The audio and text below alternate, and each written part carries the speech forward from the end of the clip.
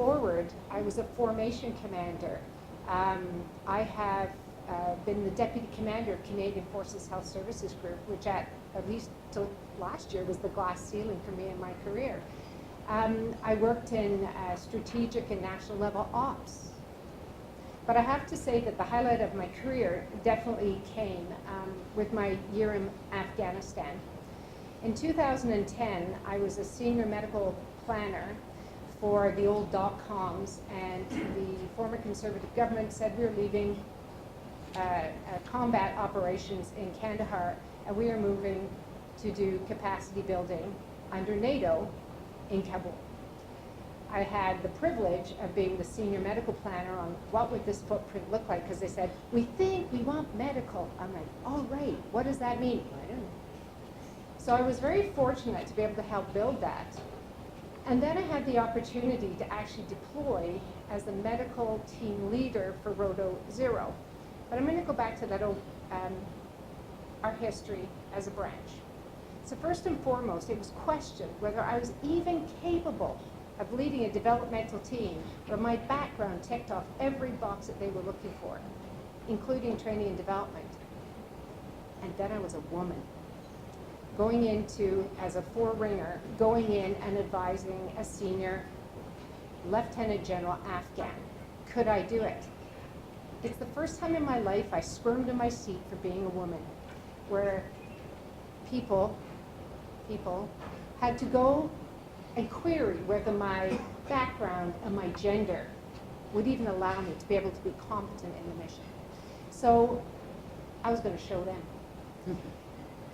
Thanks to the US Navy, God bless them, they said, can she do her job? Does she know what she's doing? Bring her on. So in I went.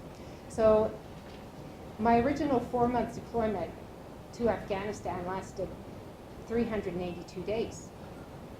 I went in as the medical team leader of a binational medical education and training team with the task of reestablishing the Afghan National Army, Afghan National Police training and education system. That was my mission. So how do you do that? Let's go back to the can she do it? It's a senior Afghan general.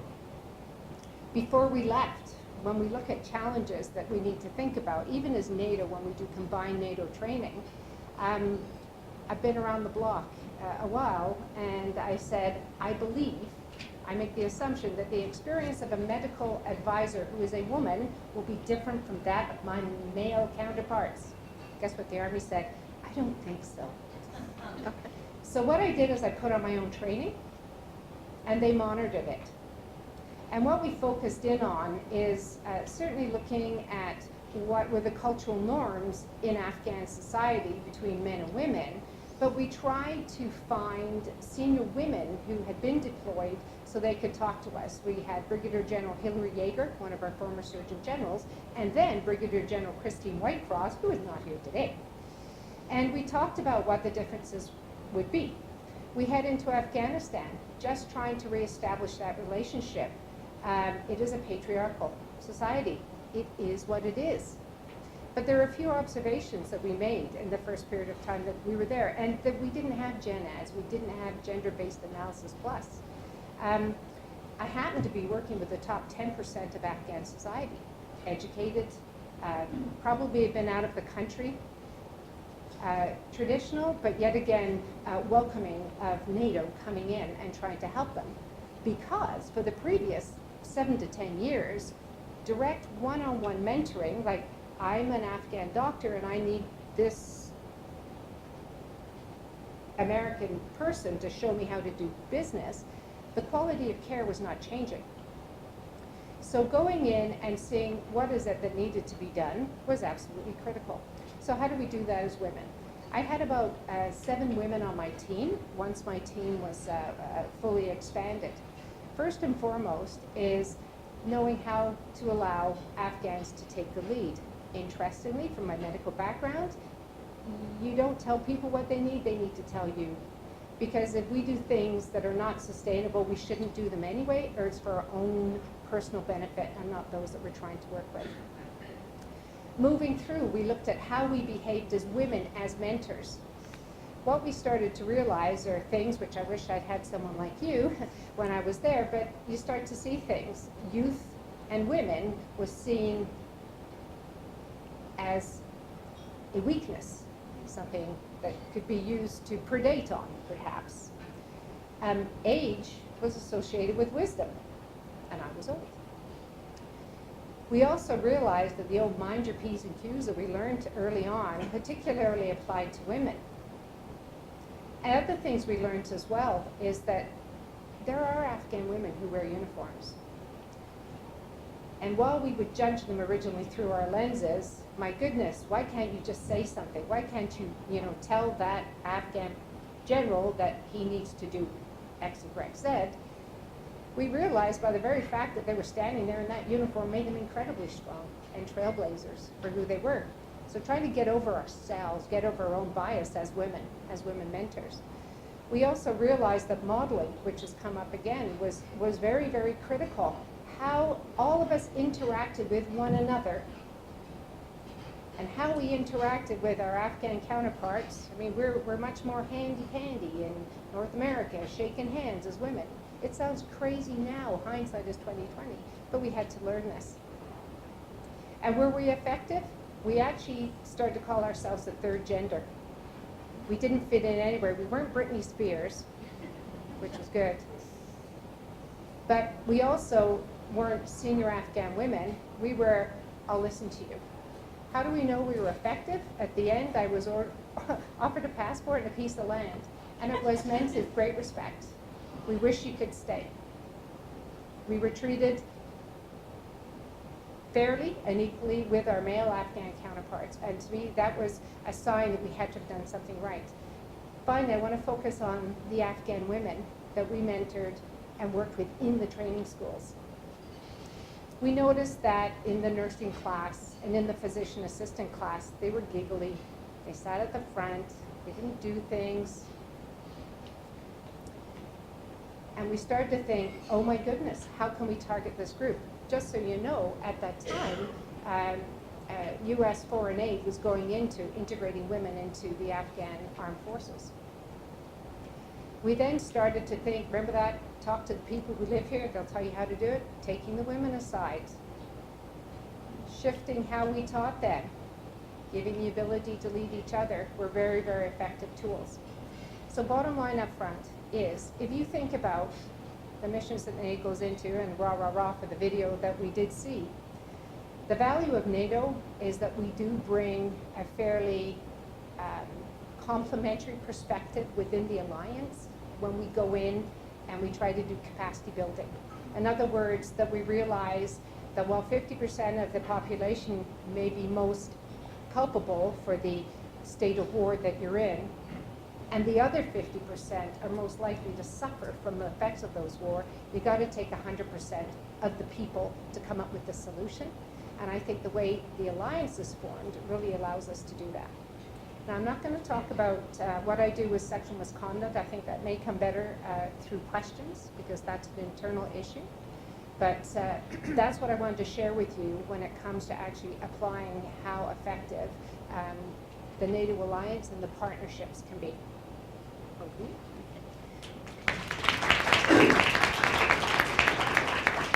What a wonderful panel. We've heard so many different approaches and experiences.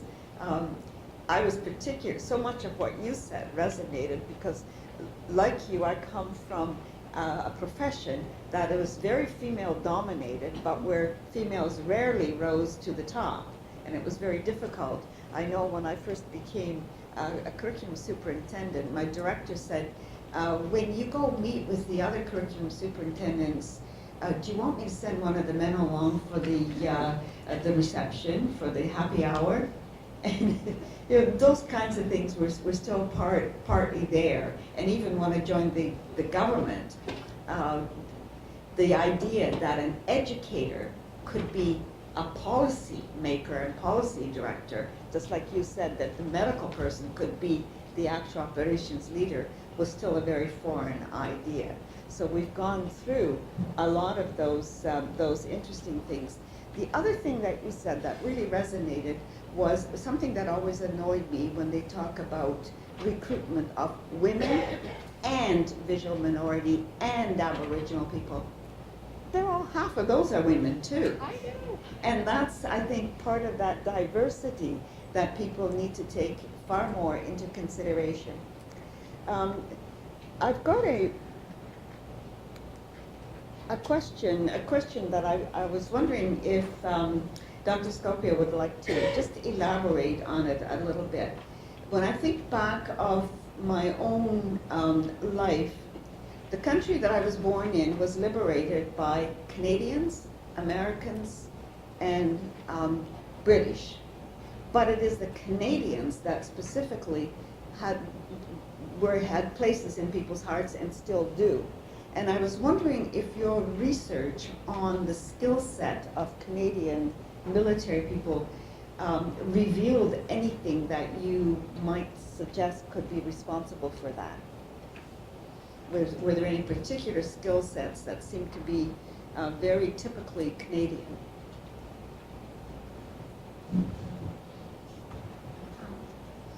So the focus of that particular piece of research was on Canadians being deployed in different missions that required an interagency approach, a whole of government approach. And so part of that was to look at what skill set is required for that and how can we learn better together. So that particular piece didn't really look at a comparative perspective, but I did follow-up research looking at the importance of culture and soft skills in interagency multinational operations. And so in that piece, I also had the perspective of sort of the American counterparts as well. And I can't see that there was a big difference, to be honest with you. So when troops deploy in these kinds of environments, the skill sets seem to be quite similar. What you need to do is not just have sort of the hard skills of your military occupation and your military training, but additionally have the soft skills that I talked about before, intercultural competence, communication, empathy, etc. Because without those, you're not really able to interact with other partners in other, whether these partners are military or not. So those soft skills need to be there. In addition, those skills are needed to interface with the nationals of the land that you are deployed in. So I didn't see a big difference in terms of Canada versus other organizations, other sort of military organizations. It's more a question of adding to the military skill set so that the military is more effective in collaborating with non-military agencies on the ground and other whole of government partners that are deploying with them. Thank you. I also have a question for Rhea. I was just wondering, in your role in Latvia, and you talked about how you were dealing within the Canadian armed forces. Did you have any interaction with any of the other armed forces where they were curious about what Canada was doing and what you were doing and what your role was?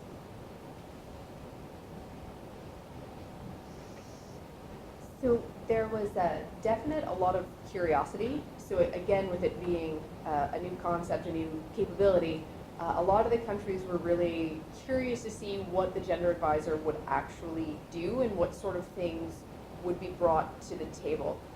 With that, though, also came, surprising but not surprising, a fair amount of resistance from Canadians, allies alike. It's kind of one of those new things that folks didn't understand.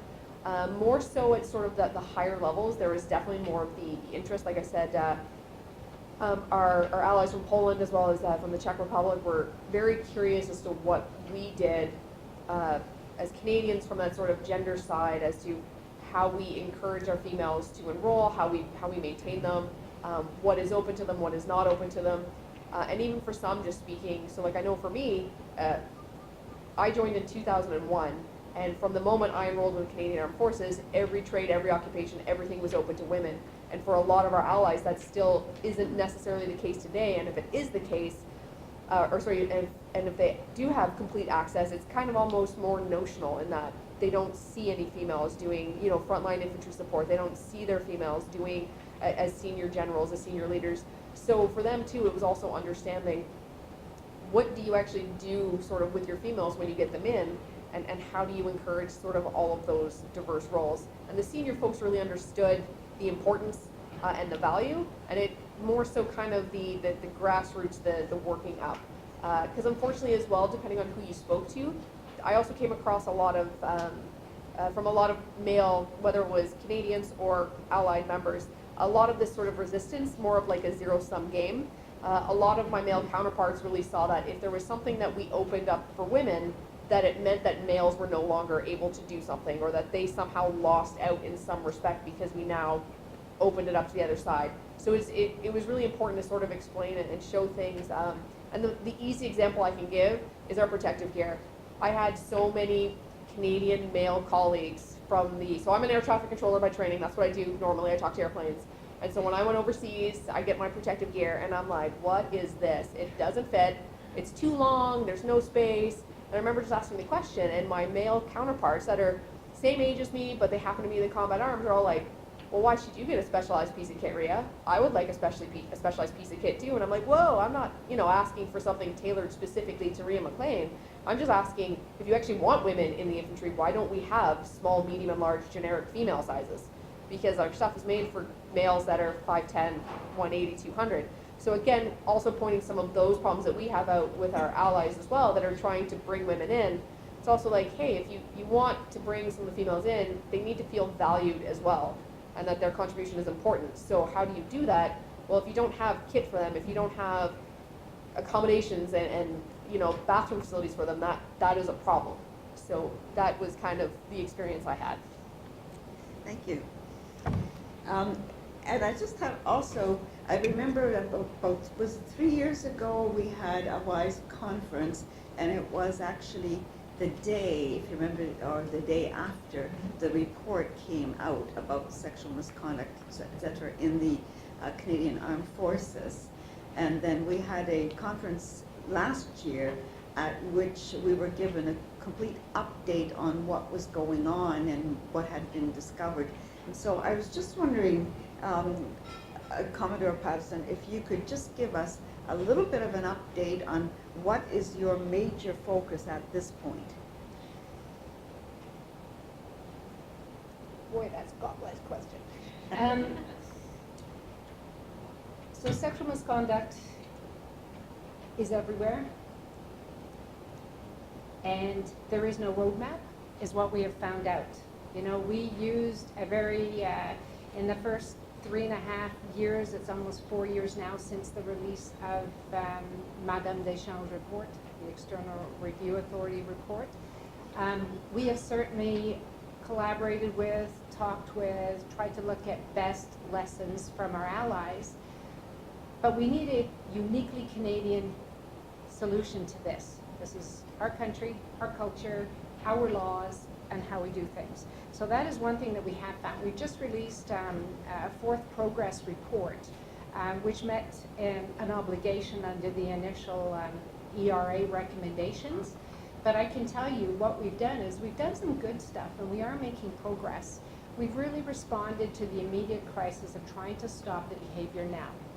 And this has come through in terms of programs, it's come through as we're trying to figure out how we deal with it operationally. This is amongst ourselves as well. We've commented how do we do it when it's within allies. So we have an idea of where we're going. But I think the one thing that we did lose in all of this is in our military zest to take some action, because we're high-speed, low-drag kind of folks, is that we left those affected by sexual misconduct behind. That those who were affected were the ones that, it's kind of like the tumbleweed thing I was telling you about beginning of my career, and we weren't providing, or we haven't provided the best and most seamless support available to those who are affected. And realistically, at the end of the day, we're going to be measured on how we look after those who are affected. Because it's all great to say, well, stop making it happen anyway. Yeah, we're working that part.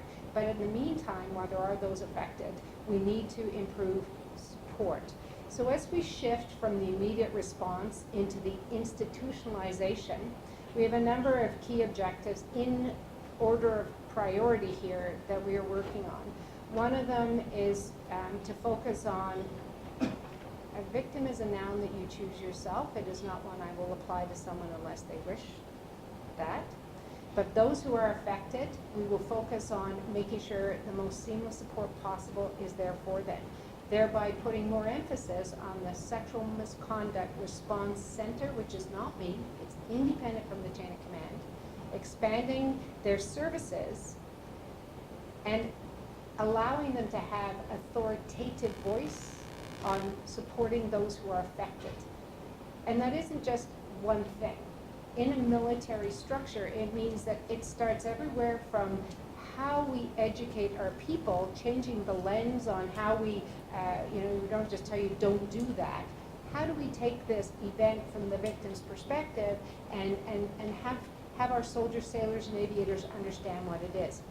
It includes that. It will be how we inform policy, how we rewrite duty with honor to more effectively reflect not sexual misconduct, but meritorious conduct to all people, but particularly in this domain.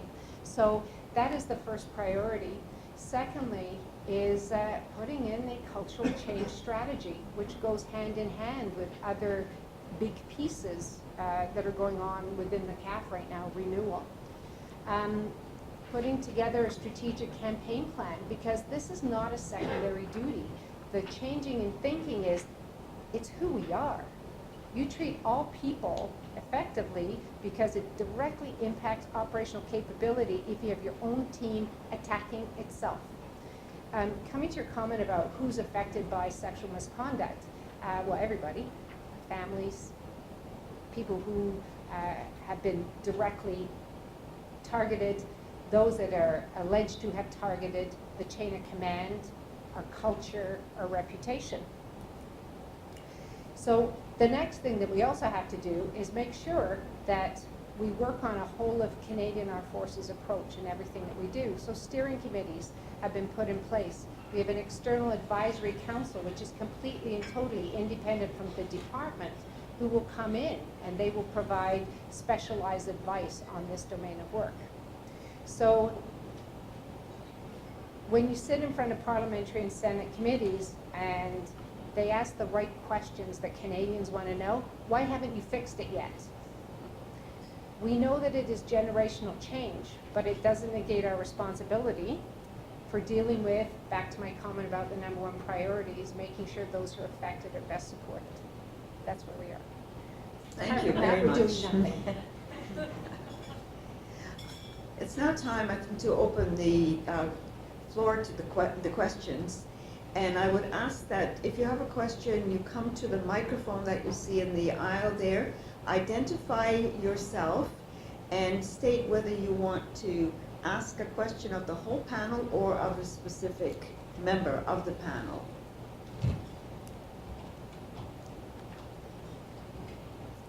Hello, Commissioner Lawyers Justice Richard.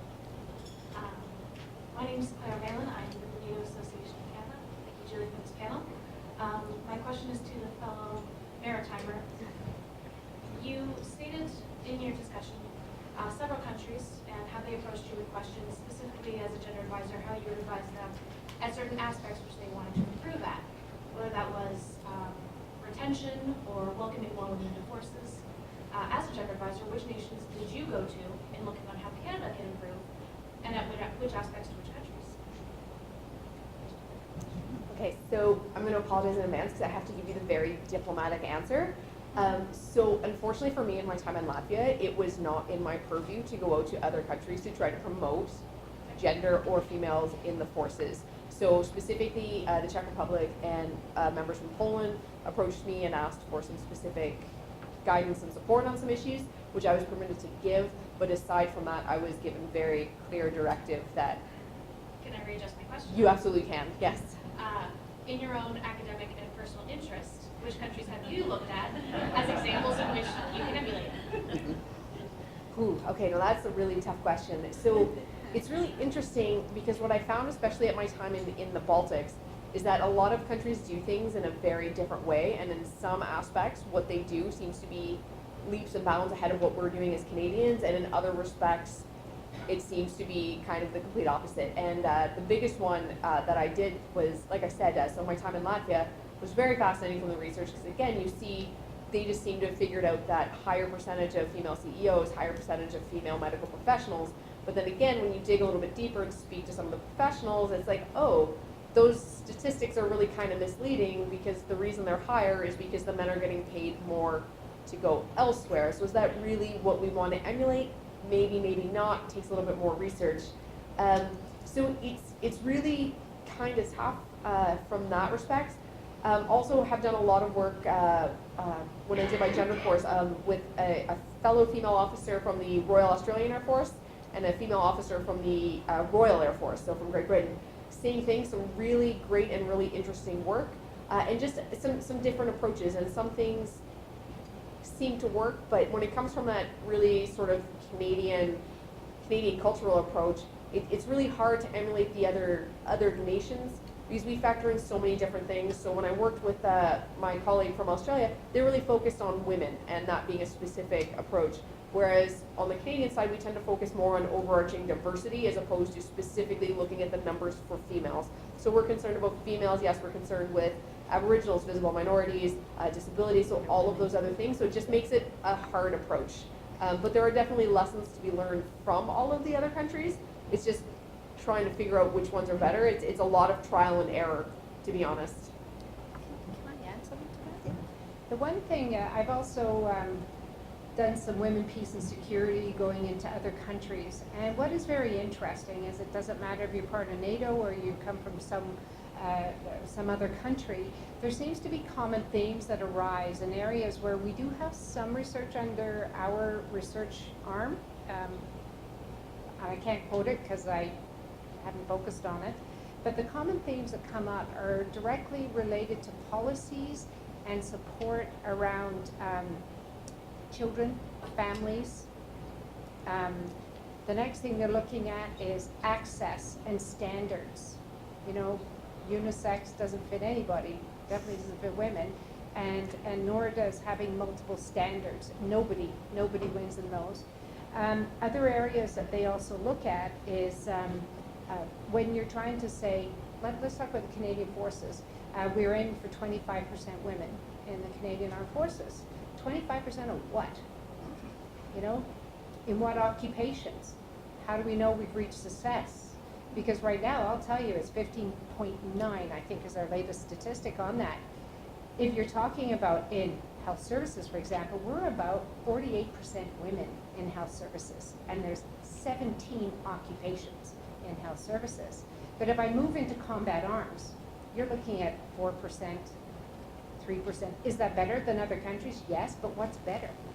So I can tell you, when we're looking at things that not only makes you want to join and stay, we also have to look at is, are we fundamentally trying to shove people in a direction that maybe they don't want to go? How do we decide what a threshold is when we believe as Canadians in free choice? So this is kind of where they're looking. So they've got policy, standards, access, availability, harassment, sexual violence. Go ahead. So my name is Teresa Dunn, and I'm with the Canadian Peace Initiative. So I'm a civilian coming in here, a whole different perspective. I have lots of, the reason that I've been attending more defense and security is because certainly we're involved in looking at defense and security from a different perspective, saying there's a place for nonviolence, nonviolent approaches, and a lot of us are that's what our training has been. And so the question, I guess, is that as I'm listening to you, which is really exciting, I love what you're doing, how you're doing it, and the outcomes, and how it's very evidence-based. So that's great. Certainly, there's loads of women. One of our mandates for our work is promoting Resolution 1325 to get leadership from you know, whoever in the various groups, that they would be able to take, women taking leadership and making decisions and helping to put resolutions forward that are going to work for whatever the local group is. And to be safe sexually and physically in all kinds of ways. So we have all that in common. And the reason that I even started doing this was because somebody from the military said, you guys need to be talking to each other. And so I guess my question to you is, how can civilian-based groups be more involved in having that conversation and giving you information that we've been able to get and, you know, basically cooperate so that we are really using all of the wealth of our society to get to the end goals, right? Because they certainly sound very similar.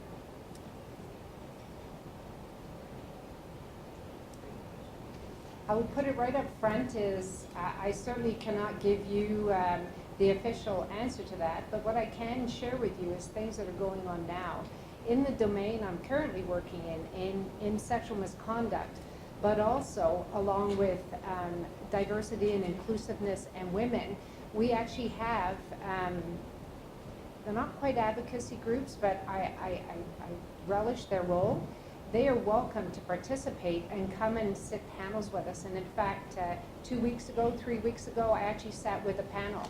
And they call themselves civil society related to women's health, women's integration, etc. And then they're connected in and they share. And in fact, it's a very interesting relationship because it is right now, to the best of my knowledge, based on certainly stated intents from within the government, because we as the military don't tend to lead reaching out into society. We do work for the people of Canada, and we are controlled by the people of Canada. But I can tell you that right to this day, in the Department of National Defense, we have civil society coming in and talking to us about key issues. So perhaps with targeting key issues, you will be able to find what that niche is. I'm being vague because I need to know what areas specifically you'd want to deal with.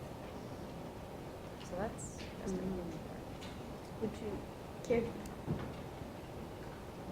No, so unfortunately, I completely defer to Commodore Patterson. This is definitely outside of my scope.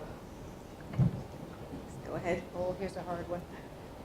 Ellen Oakers from Canadian Forces College. I'm going to start with a comment that was made at the very beginning that women have come a long way. Sorry. Okay. I'm going to start with the comment that women have come a long way, and I'll just acknowledge Rosemary Parkins being here, who's one of the key people responsible for that. The question, and the thing we're not discussing very much, that I've got. Okay, yeah, so this way. So the question that I've got is, women have come a long way in the military, have men. And I've had a conversation with a couple of uniformed here about why am I continuing to be dinosaurs. So I'd like to get some observations in terms of what is happening and what is needed on the perspective of men serving in the uniform to achieve the kind of equality that everybody here is hoping to see happen.